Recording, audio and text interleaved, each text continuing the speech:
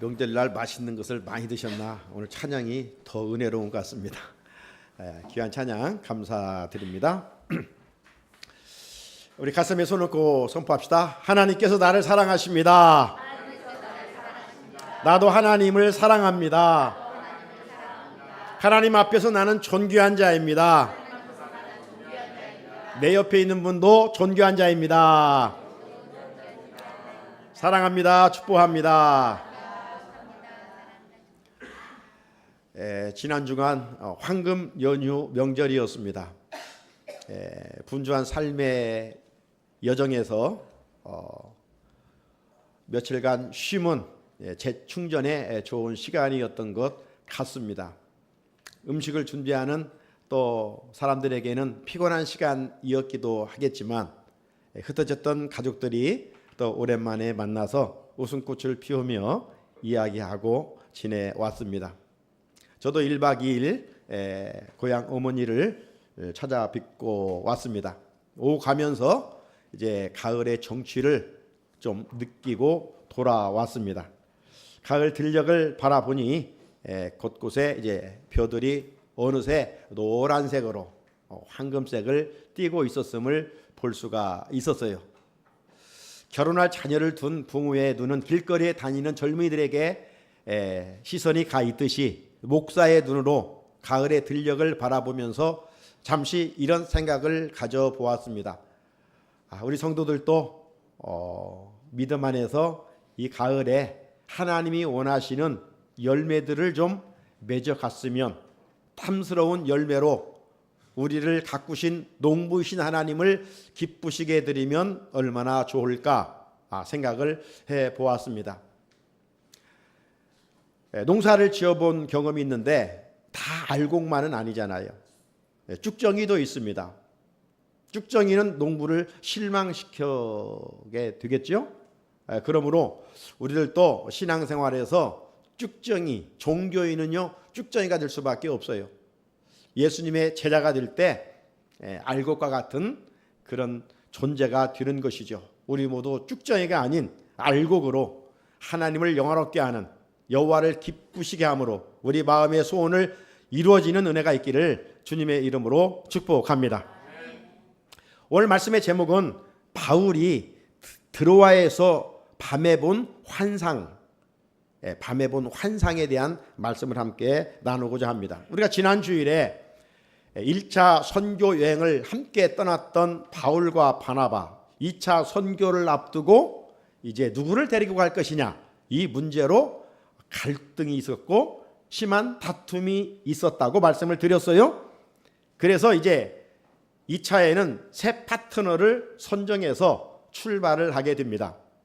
그래서 우리가 아는 대로 바나바는 1차 동행했던, 물론 중도에 돌아와 버렸지만 생질이었던 마가 요한을 데리고 바나바의 고향이었던 구브로 섬으로 가게 되었고, 이제 바울은 예루살렘 교회를 신실하게 섬겼던 이 실라를 택해서 전도 여행을 떠나게 되는 것을 볼 수가 있습니다.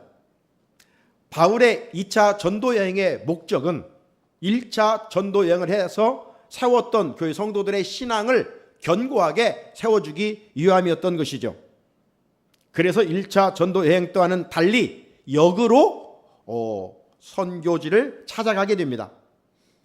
먼저 바울은 안디옥 교회를 떠나 자기 고향이 있는 길리기아 지역에 있는 교회들을 방문하여 성도들의 신앙을 견고하게 해 주었습니다.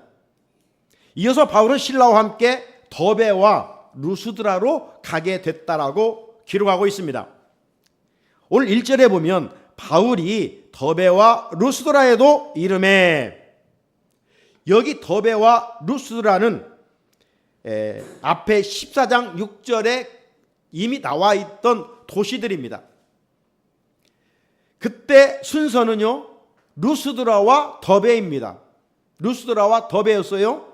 하지만 지금 오늘 본문은 서쪽이 아닌 동쪽으로, 역으로 가기 때문에 순서가 뒤바뀌어 있음을 볼 수가 있어요. 그래서 먼저 더베를 가게 되었고 이어서 루스드라를 찾아가게 되었습니다. 자, 바울 일행은 이 루스드라에서 누구를 만나게 됩니까? 다시 한번 1절을 보면 바울이 더베와 루스트라에도 이름에 거기서 디모데라는 제자가 있으니 그 어머니는 믿는 유대 여자요 아버지는 헬라니라.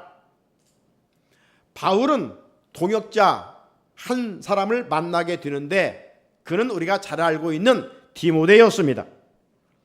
이 디모데는 후에 정말 바울이 믿음의 아들이다, 그리고 신실한 아들이라 이렇게 일컫게 됩니다. 디모데는요, 바울이 1차 전도 여행을 하면서 루스드라에 가서 복음을 전할 때 맺혀진 열매였습니다.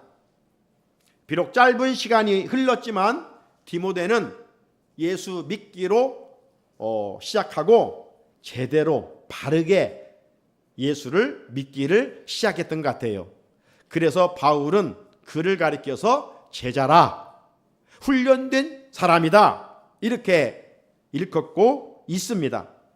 이어서 그의 부모가 소개되고 있는데요, 그 어머니는 믿는 유대 여자요 아버지는 헬라인이라고 그랬어요.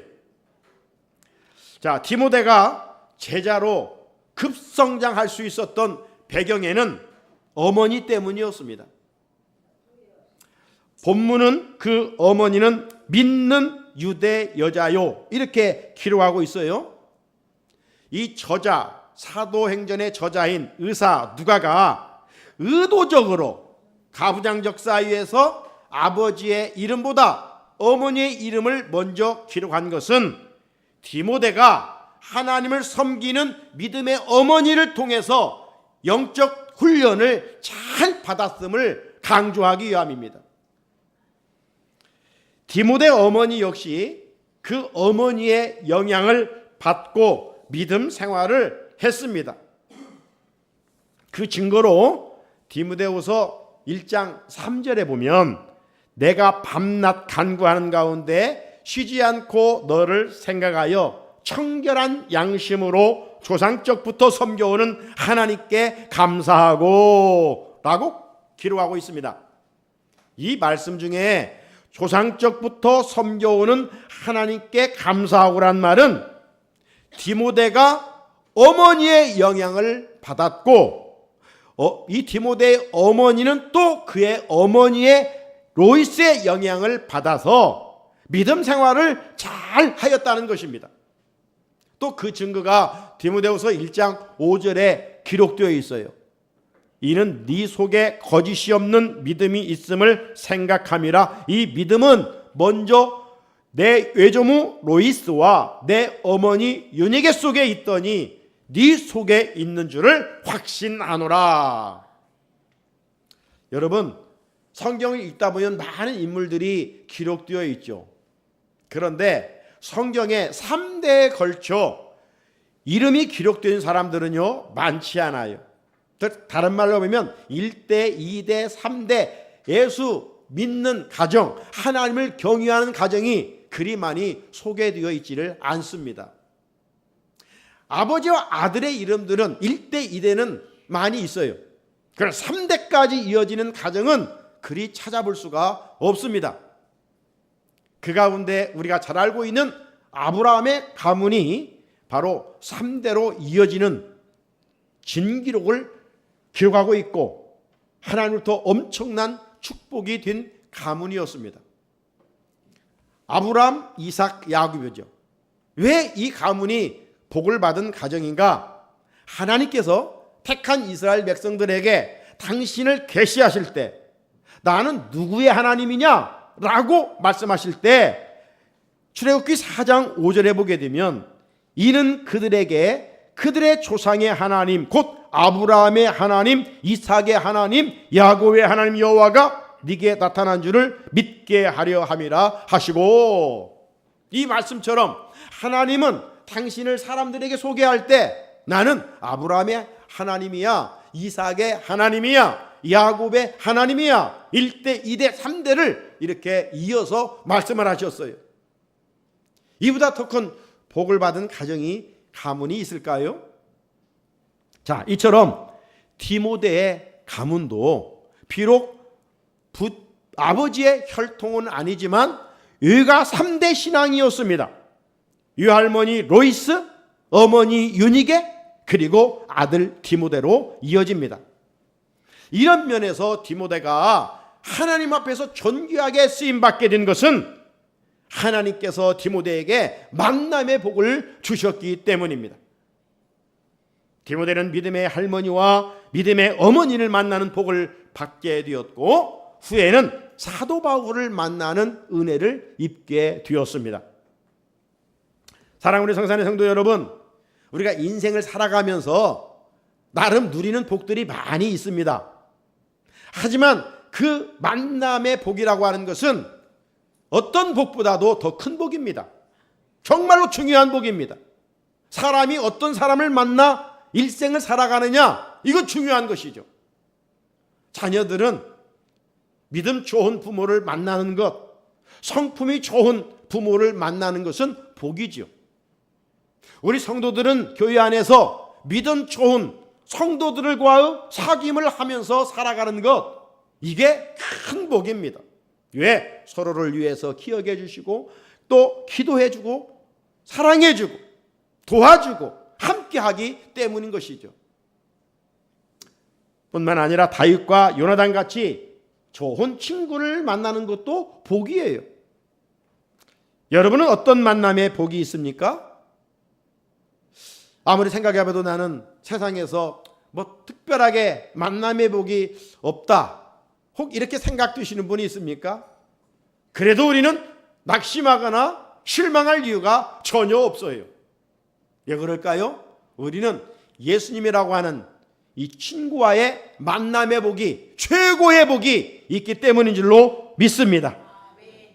예수님은요, 우리를 종이라 이렇게 말씀하지 않으셨어요. 우리를 친구라 이렇게 말씀하셨어요. 요한복음 15장 15절인데요. 이제부터는 너희를 종이라 하지 아니하리니 종은 주인이 하는 것을 알지 못함이라 너희를 친구라 하였노니 내가 내 아버지께 들은 것을 다 너희에게 알게 하였음이라. 인생길에서 예수님을 친구 삼고 살 때 여러분, 친구에게 어떤 부유함이 있고 어떤 권력이 있을 때 그 친구를 통해서 얻어지는 것들이 많이 있잖아요. 네? 친구가 별 볼 일이 없다면 뭐 그에게 있어서 나에게 유익될 것이 없잖아요. 우리 예수님은 우리의 친구가 되시는데 그분은 어떤 분이십니까? 모든 만물을 소유하신 분이셔요. 모든 것의 주인이 되시는 분이셔요. 그분이 우리를 친구 삼아 주셨다는 거예요. 그렇기 때문에 인생 길동무이신 예수님을 우리가 친구 삼고 사노라면 그의 이름을 부르고 살아갈 때 때마다 시마다 베푸시는 은혜를 잊고 행복하게 거룩하게 살아가는 은혜가 임할 줄로 믿습니다. 자, 이어서 누가는 이 디모데의 성품을 말합니다. 디모데의 성품. 디모데의 성품은 어땠을까요? 오늘 본문에 구체적으로 나와 있지는 않지만 칭찬받는 자라는 말을 통해서 한번 짐작해 볼 수가 있지요. 자, 오늘 2절입니다. 디모데는 루스드라와 이고니온에 있는 형제들에게 칭찬받는 자니. 여러분, 몇 사람에게, 소수의 사람에게 칭찬받는다는 것도 참 귀한 일 아니에요? 그런데 디모데는 루스드라고 하는 도시, 이고니오라고 하는 이 도시의 형제들로부터 칭찬을 받았다는 거예요. 몇 사람들로부터 뭐 기브 앤 테이크, 서로 좋아하고 나눠주고 이런 차원에서 좋은 친구라 칭찬받은 것이 아니라 그 도시의 모든 두 도시 사람들로부터 디모데 하면 소문이 나서 참 좋은 친구야, 훌륭한 사람이야, 이렇게 칭찬을 받았다는 거예요. 여러분, 한 사람이 칭찬을 받는 데는 분명한 어떤 이유가 있지 않겠어요? 자, 그렇다면 디모데는 어떤 이유로 이렇게 두 도시의 많은 사람들로부터 칭찬을 받았을까요? 그 이유는 어머니의 기도와 어머니의 사랑으로 성장했기 때문입니다. 더 깊이 찾아보면 디모데는 믿음 안에서 양육을 잘 받았기 때문입니다.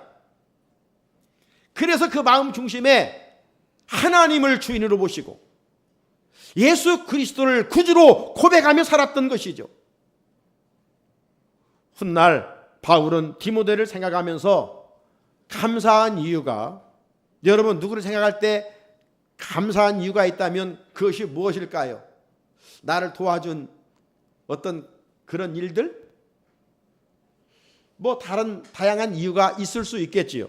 하지만 바울은 눈을 감고 하나님께 기도하면서 디모데를 생각하면 감사할 이유가 있었는데, 그 감사의 조건은 다른 이유가 아니라 디모데가 청결한 양심을 갖고 살았기 때문입니다. 청결한 양심. 디모데후서 1장 3절을 앞에서 읽었는데 다시 한번 읽어보면, 내가 밤낮 간구하는 가운데 쉬지 않고 너를 생각하여 청결한 양심으로 조상적부터 섬겨오는 하나님께 감사하고. 바울은 디모데를 품고 기도할 때마다 마음의 기쁨과 입술의 감사가 이어졌어요. 그 이유는 다른 것이 아니라 디모데가 정말 청결한 양심, 그 양심을 소유하고 있었기 때문입니다. 이런 의미에서 가정에서 신앙, 믿음, 조기 교육은 너무나 중요한 것이다 라고 말씀할 수가 있어요. 그런데 오늘날 우리 사회는요, 어떤 일들이 일어나고 있는지 아십니까? 제가 지난번 인터넷을 이렇게 보면서 참 충격을 받았어요. 할 말을 잃었어요. 어떤 내용이냐면, 다는 아니지만 우리나라는 어떤 이 부모님 세대에 배우지 못해서 자녀들만큼은 열심히 가르치고 싶은 것, 이것만 참 좋은 것이죠. 이것이 오늘날 이만큼 짧은 시간에 우리나라를 발전시키간 동력이라고도 할 수가 있지요. 그런데 이런 내용입니다. 강남 대치동 학원가에는 3살 의대반이 있어요. 웃지 않을 수 없잖아요. 3살 의대반이 있어요. 또 그 내용 보니까 대치동 학원거리 현수막에는 땡땡 영어 유치원 몇 명 합격, 만 4세 땡땡 고시 합격자 다수 배출. 이것이 정말 정상적입니까? 놀이터에서 마음껏 뛰어놀아야 할 어린이들이 그냥 학습 고문을 당하고 있는 거예요. 어릴 적부터 정말 가르칠 교육이 있다면요, 신앙교육입니다. 자녀들 마음에 하나님을 심어줘야 돼요. 예수님을 각인시켜줘야 돼요. 어릴 적부터 하나님을 경외하는 법을 가르쳐야 됩니다. 여러분 3살 버릇 여든 간다고 했잖아요. 성경에는 이렇게 말씀합니다. 잠언 22장 6절에 마땅히 행할 길을 아이에게 가르치라. 그리하면 늙어도 그것을 떠나지 아니하리라. 신앙 조기 교육, 믿음 조기 교육을 강조하는 말씀 아니겠어요? 여러분 살아가면서 돈 많다고 칭찬받던가요? 권력을 가졌다고 칭찬받던가요? 아니에요. 사람이 칭찬받으려면 양심이 올곧아야 돼요. 양심이 살아있어야 돼요. 하지만 세상 교육으로는 선한 양심을 회복할 수가 없어요. 세상 교육은요, 사람을 이기적으로 만들어갈 뿐인 것입니다. 청결한 양심을 회복할 수 있는 능력은 오직 하나님의 말씀이에요. 양심이 회복되면요, 어디를 가든지 악과 도모하지 않고 선한 행실로 하나님의 뜻을 이루며 살아갈 수가 있습니다. 왕족과 귀족 출신이었지만 나라가 멸망함으로 말미암아 포로로 끌려간 사람이 있습니다. 하지만 하나님의 백성의 정체성을 잃지 않고 살았습니다. 그들이 누구입니까? 다니엘과 그의 세 친구 사드락, 메삭, 아벤느고입니다. 이들은요, 청소년기에 바벨론 포로로 잡혀갔어요. 그런데 바벨론 왕 느부갓네살 왕이 이들은 귀족 왕족 출신이기 때문에 훈련을 잘 시켜서 나라에 도움이 되는 사람으로 세우려고 했습니다. 그래서 구별되게 왕이 먹는 산의 진미의 음식을 먹도록 했어요. 여러분 한번 생각해 보세요. 포로로 잡혀갔는데 지금 청소년들입니다. 옳고 그름을 잘 분별하기도 힘든 그런 자녀들 아니에요? 자, 포로로 잡혀가면 먹을 것도 없고 사는 것도 궁핍할 정도인데 왕이 먹는 산의 진미를 먹을 수 있으니 할렐루야 하면서 박수치며 좋아할 그런 나이 아닙니까? 그런데 이 다니엘과 그의 세 친구는 하나님 앞에 뜻을 정했기 때문에 이방 우상에게 드려진 그런 더러운 것으로 우리의 몸을 더럽히지 않겠다. 죽으면 죽었지 나는 하나님의 백성이다. 이런 정체성을 가지고 그들은 살았어요. 그러다가 그들은요, 여러분 예수를 잘 믿으려고 하면 힘들어요. 핍박이 있어요.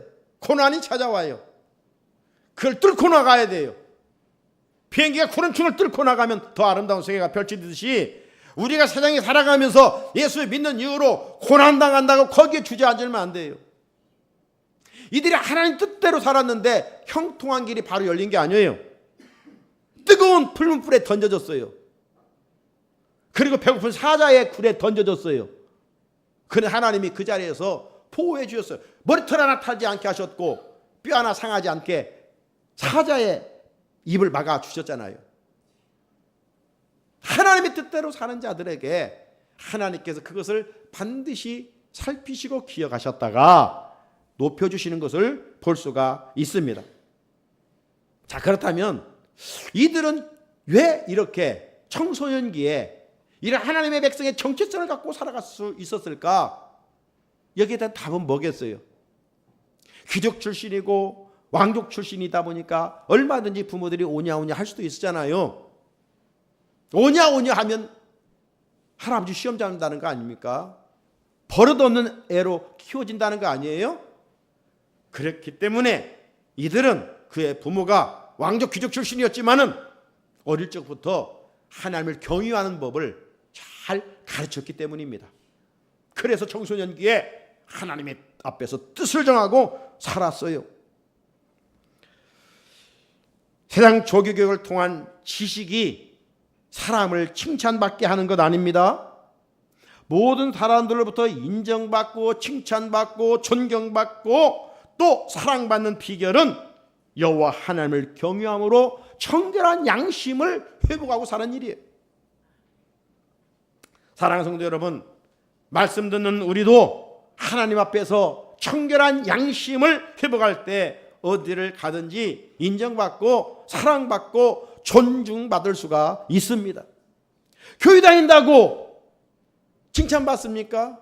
교인답게 살아가야 되죠. 교인답게 사는 것이 뭐예요? 양심의 회복입니다. 그래, 세례를 받으면 추한 것을 끊어버리는 것이 아니요 양심을 회복하는 것이라고 베드로전서 3장 21절은 말씀하고 있어요. 우리가 그런 칭찬을 받고 살 때 내 삶의 모습을 통해서 그리스도가 전해지는 것이죠. 너를 보니 정말 하나님이 살아계시는 것 같구나. 내가 그렇게 잘 믿어야 할 뿐만 아니라 나아가 사랑하는 우리 자녀들과 후손들에게도 여호와 경외하는 법을 힘써 가르칠 수 있어야 됩니다. 여호와를 아는 지식을 갖고 세상 교육을 배워갈 때 하나님께서 때가 되면 높여주시기 때문입니다. 오늘날 세계를 지배하는 유대인들은 조기 영어 교육을 받았기 때문이 아닙니다. 그들이 엘리트 교육을 받았기 때문이 아닙니다. 유대인이 되려면요 반드시 목의 혈통을 이어받아야 됩니다. 어머니의 혈통을 이어받아야 유대인이 되는 거예요. 우리는 북의 혈통의 아버지의 성을 따라 살아가지요. 그러니까 유대인이 되려면 아버지가 유대인이 되면 안 돼요. 어머니가 유대인이 돼. 오늘 디모데 어머니도 아버지는 헬라인이었잖아요. 유대인이 되려면 어머니가 유대인이어야 해요. 왜 그럴까요?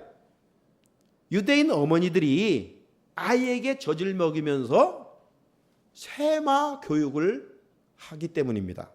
쇠마 신앙 교육. 쇠마가 뭔 뜻이에요? 들으라, 들으라. 엄마가 아이에게 젖을 먹이면서 그냥 듣든지 아니 듣든지죠. 계속해서 반복해서 아이에게 들려주는 하나님의 말씀이 있어요. 그게 신명기 6장 4절로 5절 말씀이에요.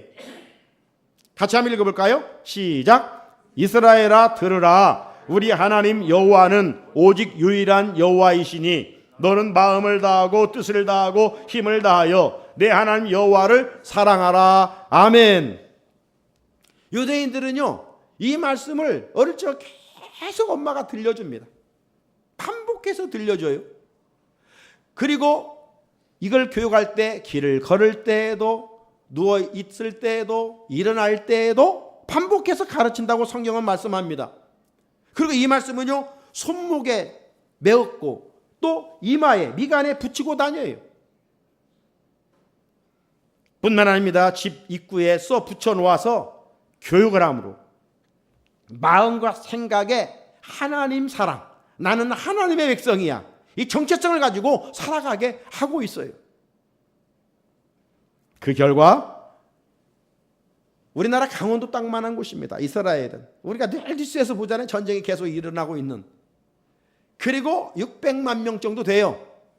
그리고 전 세계에 흩어져 살아가는 디아스포라가 한 600만 명. 그러니까 유대인들이 한 1200만 명입니다.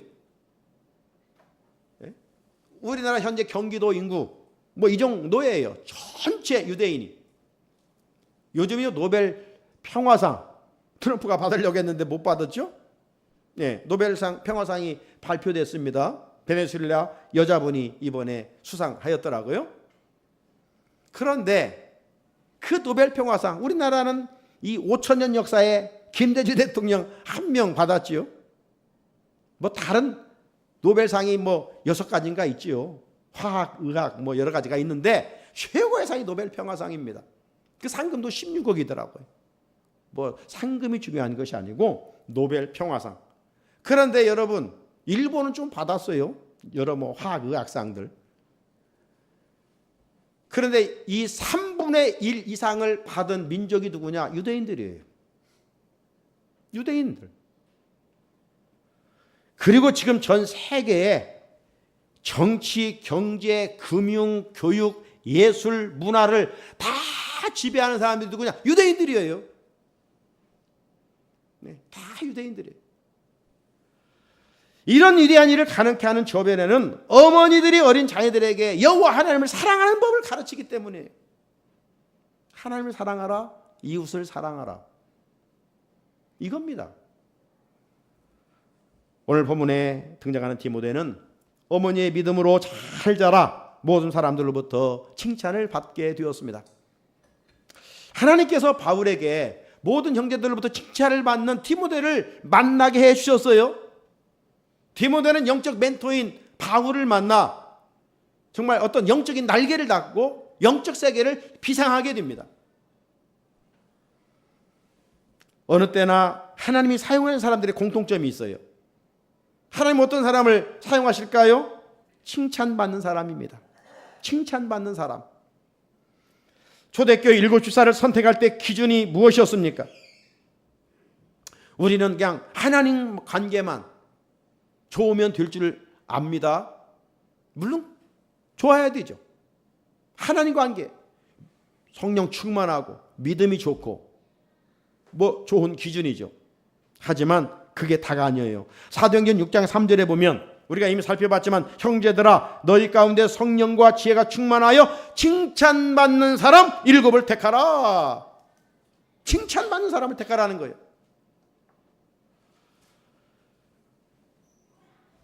뿐만 아니라 바울이 고린도 교회에 디도와 함께 몇 사람을 보내게 되는데 그때 기준도 보면요, 칭찬받는 사람이었습니다. 고린도서 8장 18절 또 그와 함께 그 형제를 보내었으니 이 사람은 복음으로써 모든 교회에서 칭찬을 받는 자요. 칭찬받는 자. 뿐만 아니라 디모데전서 3장 7절에 보게 되면 교회에서 감독 직분을 맡을 때도 칭찬받는 자를 조건으로 내세우고 있어요. 또한 유대인에게서도 선한 증거를 얻은 자라야 할지니, 여기 선한 증거가 뭐예요? 칭찬받는다는 거예요. 원어의 뜻은. 사랑하는 성도 여러분, 여러분은 대인관계에서 어떤 평가를 받고 살고 있습니까? 철학자 프란시스 베이컨은 인간을 세 종류로 얘기했습니다. 거미 같은 인간, 개미 같은 인간, 꿀벌 같은 인간. 거미 같은 인간은요, 남을 해치는 거잖아요. 세상에 필요 없는 인간을 말하는 겁니다. 개미 같은 인간은, 개미는 열심히 부지런히 일을 하잖아요. 하지만 나밖에 몰라요. 아주 이기적인 사람이에요. 있으나 마나하는 사람을 말했어요. 꿀벌은 어때요? 부지런히 일하고 꿀을 모아서 자기도 먹고 사람들에게 공급합니다. 세상에 꼭 있어야 할 사람을 꿀벌로 이야기했어요. 예수님도 마찬가지로 인간은 세 종류가 있다라고 말씀하셨어요. 선한 사마리인의 비유를 통해서. 세상에는요, 남을 해치는 강도 같은 사람이 있어요. 이런 사람은 있으면 안 되죠. 반면에 강도 맞는 사람의 살려달라는 소리를 듣고도 지나가 버리는, 나밖에 모르는 종교인, 제사장 레위인이 있었어요. 있으나 만한 사람이에요. 하지만 당시 사람들로부터 계축을 받았던 사마리아인은 어떻게 했어요? 강도 만난 자의 소리를 듣고 찾아가서 그에게 끝까지 살리는 일에 힘을 쓰게 됩니다. 꼭 있어야 할 사람을 말하는 것이죠. 여러분, 어떤 사람이 칭찬을 받을 수 있겠습니까? 꿀벌과 같이 자신과 더불어 타인을 유익하게 하는 사람, 선한 사마리아인처럼 희생으로 추구하는 사람을 살리는 사람입니다. 칭찬받는 사람은요, 이기적이지 않지요. 이기적인데 어떻게 칭찬받겠어요? 손가락질 받지요. 눈총 받지요. 칭찬받는 사람은 타인 중심입니다. 남 얘기할 것 없고 타인의 거울에 비춰지는 내 모습은 어떻습니까? 우리가 하나님의 자녀라고 말합니다. 우리는 세상 문화를 따라 살아가는 것이 아니라 하나님의 말씀에 지배를 받고 살아가는 자들이라고 말합니다.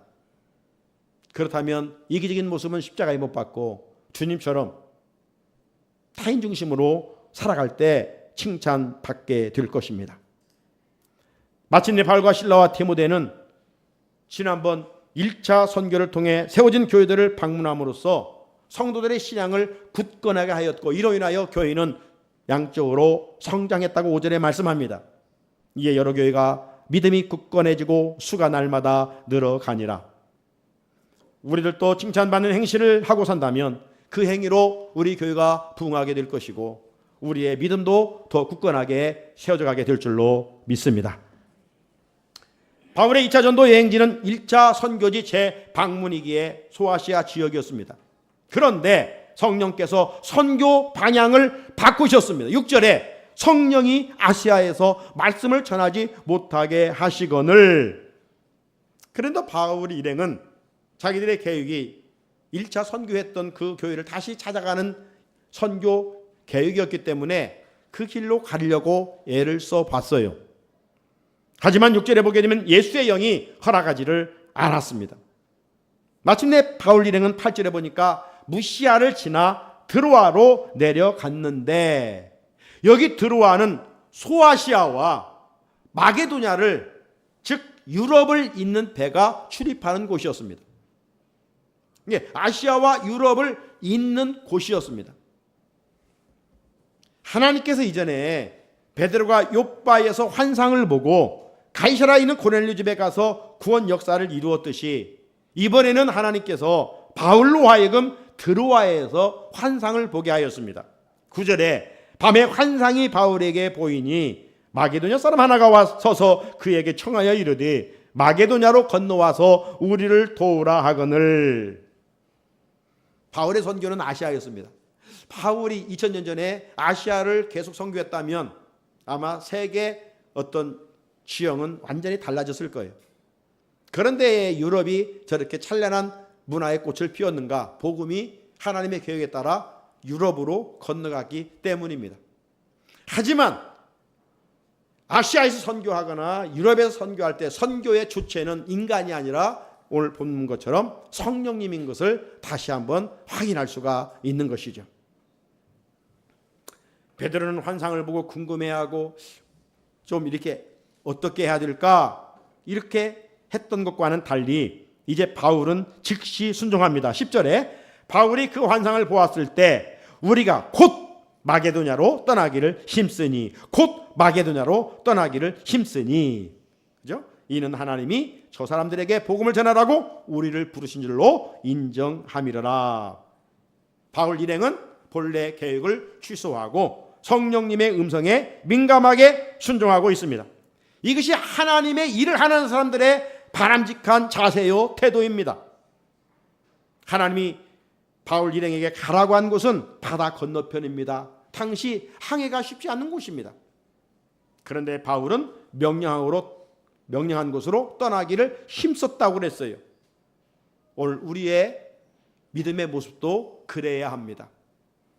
골짜기 같은 험한 길을 가라고 해도 순종하고 가야 됩니다. 쉬운 것만 취사 선택해서 가는 말씀에 편식을 하면 안 됩니다.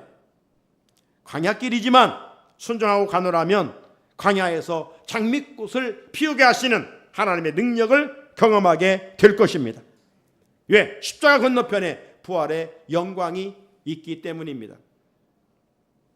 주께서 명령하신 전도 쉬운 일은 아니지만 순종하고 나가 전하면 하나님이 역사하시는 것을 반드시 경험하게 될 것입니다. 말씀에 순종하는 자의 삶의 여정에는 물이 변하여 포도주가 되는 은혜를 경험하게 될 줄로 믿습니다. 난공불락의 여리고성 같은 무너지는 역사도 경험하게 될 것입니다. 하나님의 명령 앞에 순종하는 태도가 내 믿음의 현 주소요 영적 성숙한 모습입니다. 하나님의 말씀 앞에 어떻게 반응하시겠습니까? 기도하시겠습니다. 거룩하신 하나님 아버지 감사합니다. 저희들 이처럼 사랑하사 오늘도 하늘의 음성을 듣게 해주시니 감사합니다. 말씀 앞에 편식하는 자가 되지 않게 하시고 어떤 말씀을 주시든지 아멘으로 받고 행동으로 옮겨 하나님이 하신 일을 경험하는 우리 성산의 성도들이 되게 하여 주옵소서. 우리 구주 예수 그리스도의 이름으로 기도드립니다. 아멘. 찬송가 449장 부르시면서 준비하신 예물 감사함으로 드리겠습니다.